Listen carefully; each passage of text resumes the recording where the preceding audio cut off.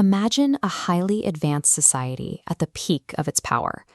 Now imagine every single person packing up and walking away, leaving their grand metropolis to turn to dust. There is a natural assumption that major civilizations only fall to overwhelming violence. But in this case, archaeologists have not found a single mass grave, no buried weapons, and zero evidence of invading armies. This was the Indus Valley Civilization. Over 4,000 years ago, epicenters like Harappa and Mohenjo-daro stood as absolute superpowers of the ancient world. They avoided sprawling growth, laying out enormous cities on precise mathematical grid systems, standardizing their brickwork across an area larger than ancient Egypt. Cities built with this level of permanence rarely disappear overnight.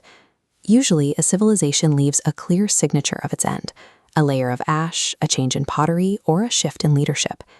In the Indus Valley, the cities were simply left to the wind. Look at the engineering beneath their streets. Thousands of years before the Romans, the Indus Valley engineered complex subterranean drainage systems directly into their alleys. They mastered water management on a massive scale, building enormous public structures, like the Great Bath you see here, with tightly fitted, perfectly waterproofed brickwork. This infrastructure was highly resilient, designed to support hundreds of thousands of people, and it operated flawlessly for centuries. You build cities like this when you intend to stay forever. Whatever actually drove them out had to be an overwhelming, invisible force that no stone wall could keep out. The peak of their society lasted for generations, but right around 1900 BCE, the archaeological record shows a massive, sudden shift. The excavations tell a story entirely through what is missing. No thick layers of ash, no collapsed walls from siege engines, and no scattered weaponry left behind.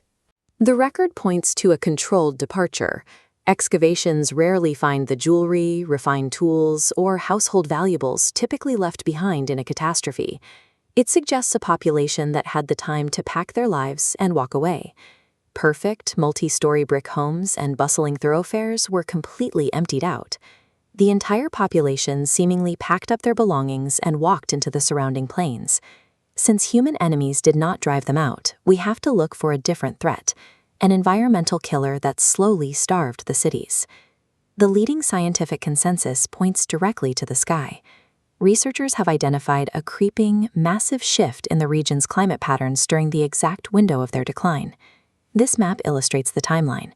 For centuries, regular, heavy monsoons watered the plains, but over time, those seasonal storm tracks systematically migrated away from the major population centers.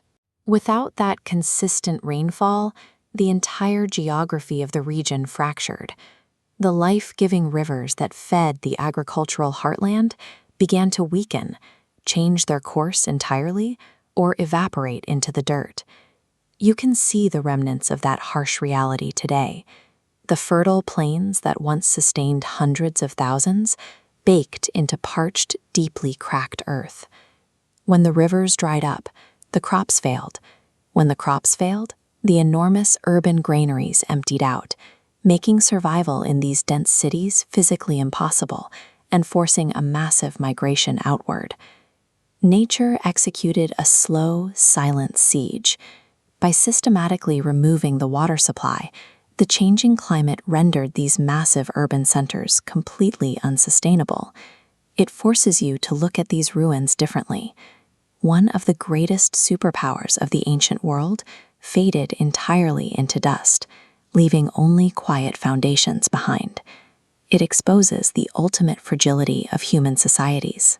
They built massive, structurally sound pillars and endless walls of baked brick, but even that permanence was inevitably reclaimed by nature.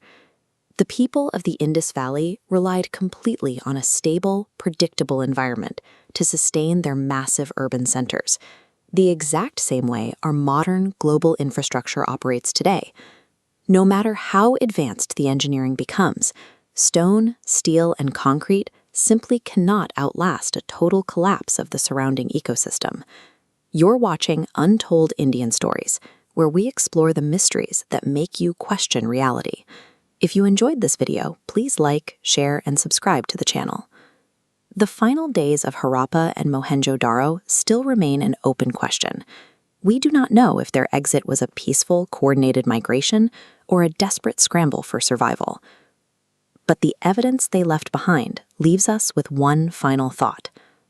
If an advanced society was erased by nature, could it happen to us?